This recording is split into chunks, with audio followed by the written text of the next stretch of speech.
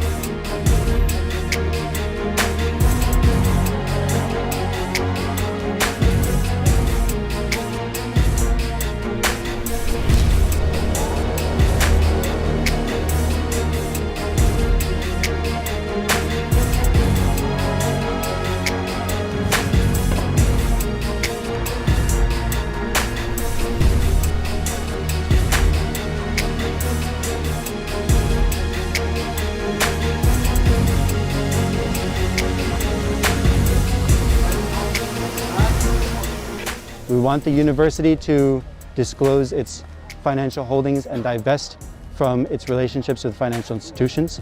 And we want the university to recognize and acknowledge to its student body that there is a genocide happening to our families in Gaza. It has taken the lives of 34,000 people. It is continuing to this day and starving 1 million more people. And our message is, we want to draw attention to that.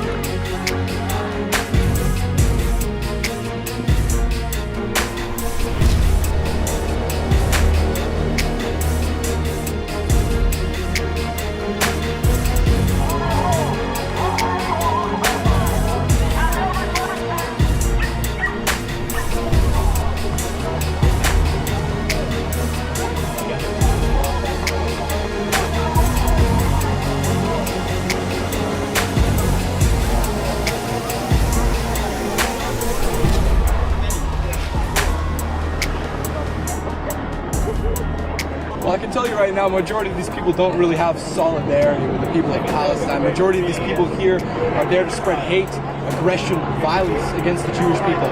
And I'm here to tell them that us Jews, we will not back down, we will not be afraid, and we will not be silent.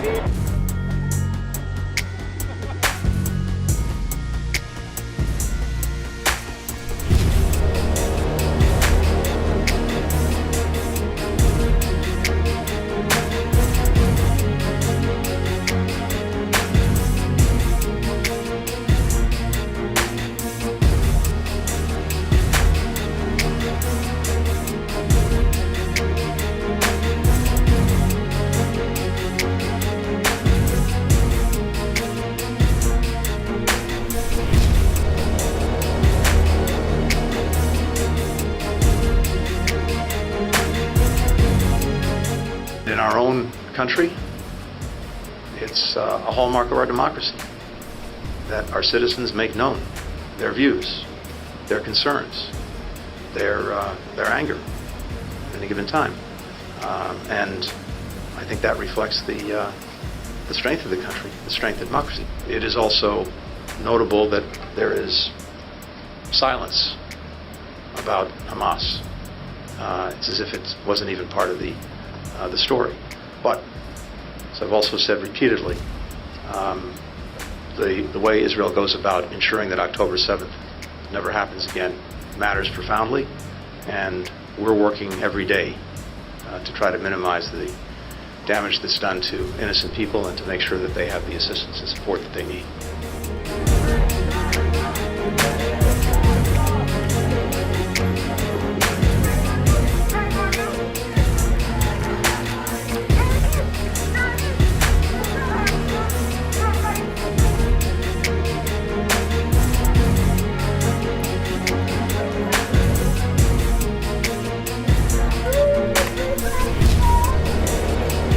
On demande dans la tradition de Sciences Po, qui en général prend position, condamne les violations du droit international, ne l'a jamais fait pour ce que Israël est en train de faire en Palestine. On demande à ce que Sciences Po le fasse et ne soit plus impliqué indirectement dans les exactions qui se passent en Palestine, que ce soit à Gaza ou que ce soit en Cisjordanie.